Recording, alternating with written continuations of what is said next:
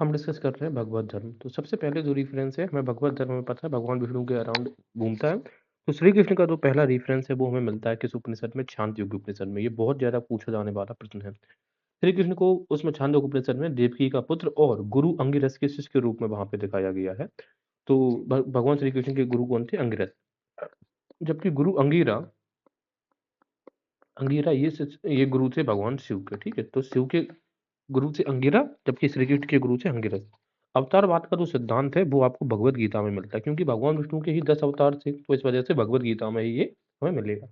पहला historical reference of Krishna का, ये जनरली तो कृष्ण का जैसे छांदोग्य उपनिषद की बात करें तो पहला रेफरेंस है ये तो जनरली माइथोलॉजी में दिया गया, यानी कि रिलीजियस स्ट्रक्चर्स में दिया गया है। माइथोलॉजी में तो हम नहीं बोलेगा, हम ये बोलेंगे रिलीजियस स्क्रिप्चर्स में, यानी कि धार्मिक पुराणों में या धार्मिक ग्रंथों में है।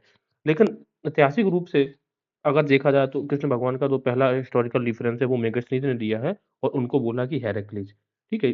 मेगास्थनीज ने ये कहा है कि पांड्य देश पे हेराक्लीज शासन कर रहे थे या उनकी पुत्री। श्री कृष्ण उपासना का प्रथम उल्लेख, श्री कृष्ण की उपासना भी की जाती थी, इस बात का प्रथम जो शास्त्र है वो हमें अष्टध्यायी पाणिनि ने मिला है। तो ये दोनों ग्रंथ हिस्टोरिकल रेफरेंस हमें देते हैं, ठीक है? तो अष्टध्यायी पाणिनि ने कृष्ण के बारे में वर्णन किया है। विष्णु और लक्ष्मी का पहला रेफरेंस आपको ऋग्वेद में ही मिलता है। भगवान विष्णु का जो दूसरा चैप्टर है या दूसरा जो मंडल है उसमें भगवान विष्णु मिलेंगे और श्री यानी कि माता लक्ष्मी भी ऋग्वेद में ही आपको वर्णन मिलेगा। उसी के साथ में अगर हम बात करेंगे पहला रेफरेंस नारायण, अब ये तो विष्णु की बात होगी लेकिन नारायण की अगर हम बात करेंगे तो पहला रेफरेंस हमें मिलेगा सतपथ ब्राह्मण में, ठीक है? तो नारायण सतपथ ब्राह्मण, और लक्ष्मी को प्रजापति की पुत्री भी किसमें कहा गया है? सतपथ ब्राह्मण में ही कहा गया। तो प्रजापति सतपथ ऐसे। मत्स्य और कूर्म अवतार जो है वो आपको किसमें मिलेगा? कहाँ पे वर्णन है? सतपथ ब्राह्मण में। जो मत्स्य और कूर्म अवतार शुरुआत के 2 अवतार हैं भगवान विष्णु के वो। बराह अवतार आपको ऋग्वेद में, तो राह और ऋग्वेद ऐसे याद रखेंगे, राह ऋग्वेद। नरसिंह अवतार जो है वो तैत्तिरीय अरण्यक में मिला है, देखो याद रखना। नरसिंह अवतार जो है ना वो अवतार नरसिंह अवतार अरण्यक में मिला है, ना कि उपनिषद में, है ना? तो कैसे याद रखेंगे? जो नर और सिंह, यानी कि नर और सिंह जब व्यक्ति दोनों हो जाता है तो चीजें सामने वाले के माइंड तितर बितर हो जाता है। मैं फिर से याद करवा रहा हूँ आपको कि जब एक ही व्यक्ति में आप नर और सिंह दोनों का ही रूप देख लो तो आपका माइंड कैसा घूमने लगेगा, तितर बितर हो जाएगा, ठीक है? और आप कैसे कि अरे ये कैसे संभव है, तो अरे से अरण्यक, तैत्तिरीय अरण्यक। वामन जो अवतार है वो भी आपको तैत्तिरीय ब्राह्मण में मिलेगा। तो देखो वामन ये भी डिग्री एक मतलब संख्या है और तैत्तिरीय भी 73 भी क्या है? संख्या है। तो याद रखना, लेकिन जो वामन अवतार है वो ब्राह्मण में मिलेगा, तो वा से वामन और वा से ब्राह्मण में, तैत्तिरीय ब्राह्मण में। और वामन अवतार का वर्णन ऋग्वेद में भी मिलता है। एक बार फिर से रिकॉल करते हैं। नारायण हमें कहाँ से मिलेगा? सतपथ ब्राह्मण में, ठीक है ना? तो अब हम कैसे याद करें? देखो नारायण में हमने याद किया नारा।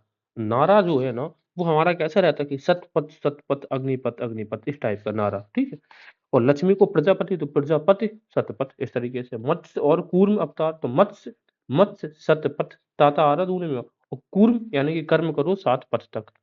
वराह राह में ऋग्वेद आ रहा। नरसिंह कैसे याद करवाया कि जब व्यक्ति नर और सिंह दोनों एक साथ देख लेता है तो उसका माइंड घूमने लगता है, तो नरसिंह अवतार तैत्तिरीय अरण्यक में रहेगा। और वामन अवतार वा से वामन, वा से ब्राह्मण, और किसमें? ये भी संख्या है और ये 73 भी संख्या है। और वामन अवतार आपको ऋग्वेद में भी मिलता है। दूसरा, पंचरात्र का प्रथम उल्लेख हमें कहाँ पे मिलेगा? पंचरात्र जो समूह था देवताओं का, महाभारत का नारणीय जो संप्रदाय है वो पंचरात्र का प्रथम उल्लेख वहां से आपको मिलेगा, ठीक है? नारणीय उससे। तो नारायणीय मतलब है वही भगवान नारायण से रिलेटेड है पंचरात्र। पहला आर्कोलॉजिकल रिफरेंस और पंचवृणी वीर का जो आर्कोलॉजिकल रिफरेंस है वो है मूरा अभिलेख से हमें प्राप्त होता है। पंचवृणी वीरों की मूर्तियां बनाने का जो अभिलेख है वो कहाँ से प्राप्त होगा? विष्णु धर्मोत्तर पुराण। विष्णु पुराण के बाद भी जो पुराण लिखी गई थी उसमें हमें पंचवृणी वीरों की मूर्तियों के बारे में बात करती है।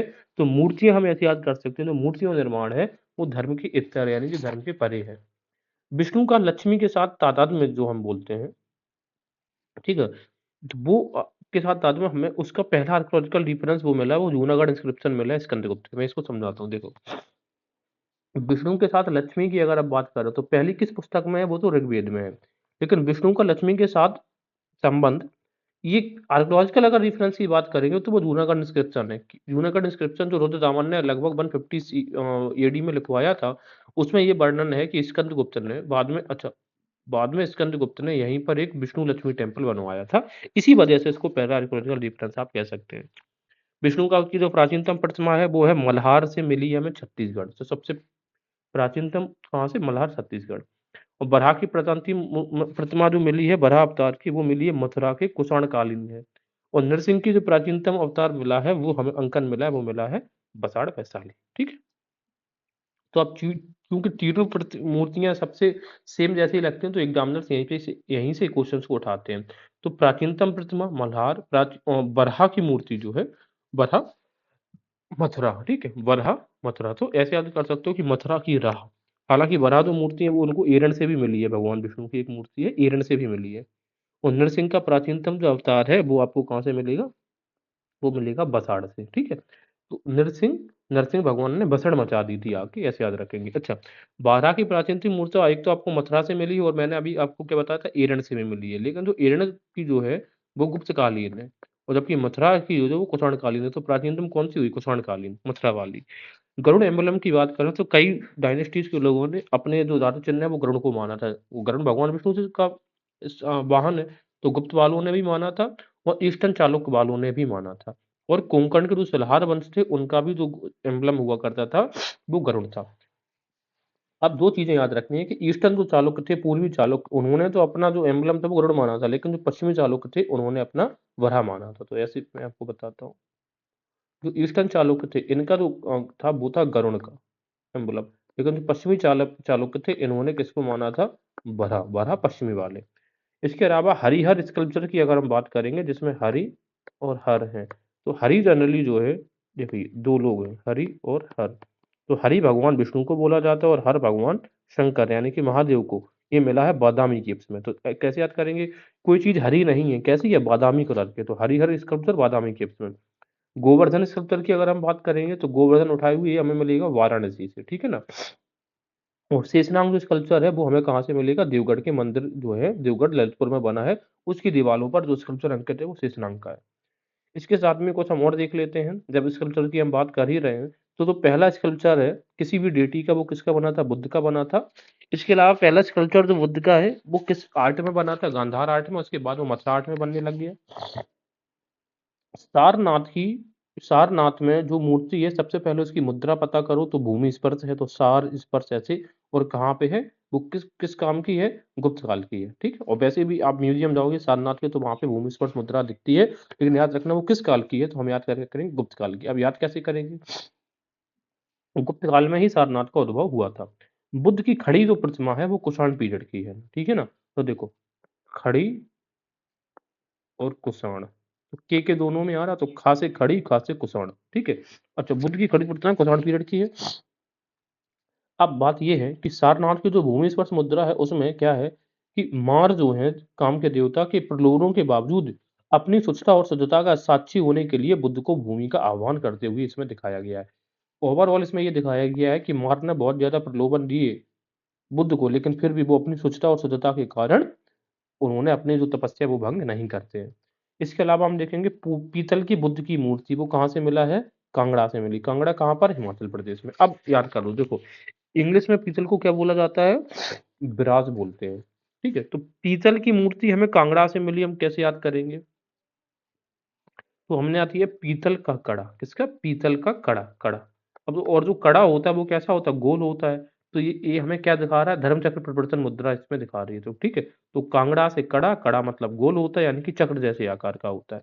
कांसे की बुद्ध की मूर्ति। ठीक है ना। तो ये बने सुल्तानगंज। तो हम कैसे याद करेंगे कांसे वाली? तो कांस हम सुल्तान बन जाते, तो कांसे की कांस सुल्तान बन जाते। और कैसे है? अभय मुद्रा में है। तो जो सुल्तानगंज से मूर्ति है वो किसमें? अभय मुद्रा में, यानी कि सुल्तान अभय रहते थे। अब कहने का मतलब क्या है? यानी कि बिना भय के ही व्यक्ति सुल्तान तो बनता था। बैठे हुए बुद्ध की मूर्ति हमें मानकुंवर सारनाथ से मिली है। तो लेटे हुए बुद्ध और बैठे हुए बुद्ध, ठीक है ना, लेटे हुए बुद्ध या बैठे हुए बुद्ध वो हमें सारनाथ से मिलती है, मानकुंवर। और पार्श्वनाथ की जो मूर्ति है वो कहाँ से मिलती है? भोजपुर से। तो याद कैसे कर सकते हैं कि परसों किसी को आपने भोज पर बुलाया तो पार्श्वनाथ की मूर्ति भोजपुर से मिली है। बैठे हुए बुद्ध की मूर्ति मिली है मानकुंवर। ठीक है, बैठे हुए मुद्रा, भूमि स्पर्श मुद्रा, ये सब सारनाथ से है। काश हम भी सुल्तान बन पाते और सुल्तान अभय रहता है तो अभय मुद्रा में। और पीतल की बुद्ध की मूर्ति हमें कांगड़ा से मिली है तो धर्मचक्र प्रवर्तन मुद्रा में। इसके अलावा कुछ और देख सकते हैं आप उसी के क्रम में हम देखेंगे जो 11 हेडेड बुद्धा मिला है, यानी कि 11 सिर वाले बुद्धा वो मिला है कन्हेरी केव से, ठीक है ना? तो अब ये बताओ, जो हेरी, हेरी का मतलब क्या होता है? हेरना, हेरना मतलब होता है देखना। तो 11 अपने इस रूप से देख रहे हैं, इसी को बोलते हैं एक दस मुखा। 10 मुखा का मतलब क्या है? एक दस मुख। तो एक दस, 10 और एक तो कितना हो गया? 11। तो 11 मुख वाले कहाँ से? कन्हेरी केव में। इसके अलावा ऐसे महादेव जो 3 फेस वाले महादेव हैं, यानी कि हम त्रिमूर्ति बोल सकते हैं, वो हमें मूर्ति मिली है एलिफेंटा से। तो देखो, 3 कैसे बनाते हो आप? ऐसा बनाते हो? तो एलिफेंटा का ई ऐसा बनाते हो। तो त्रिमूर्ति कहाँ से? एलिफेंटा से। और यहीं पर हमें पशुपत और लकुलिस जो संप्रदाय था बुद्ध से सेविज्म से रिलेटेड, उसका भी रेफरेंस यहीं से मिलता है, एलिफेंटा की केव से। तो एलिफेंटा की जो केव्स की गुफाएं वो पशुपत और लहुलीस संप्रदाय से संबंधित है। ये भी ये चीज हमें याद रखनी है। इसके बाद दुर्गा महिषामर्दिनी का जो एक रिलीफ है वो हमें मिला है उदयगिरी केव नंबर 16 से एमपी में, ठीक है? कौन सी केव नंबर है? 16। और उदयगिरी, उदयगिरी खांडेगिरी आप ये उड़ीसा वाली मत समझ जाना, ठीक है ना? इसके अलावा वराह विष्णु का अवतार भी हमें उदयगिरी केव से मिला है और एहोल से भी मिला है, ठीक है? तो एहोल ये दक्षिण भारत में, और जबकि उदयगिरी केव्स जो है या फिर एरन से भी मिला है हमें वराह विष्णु का, ठीक है? राइट।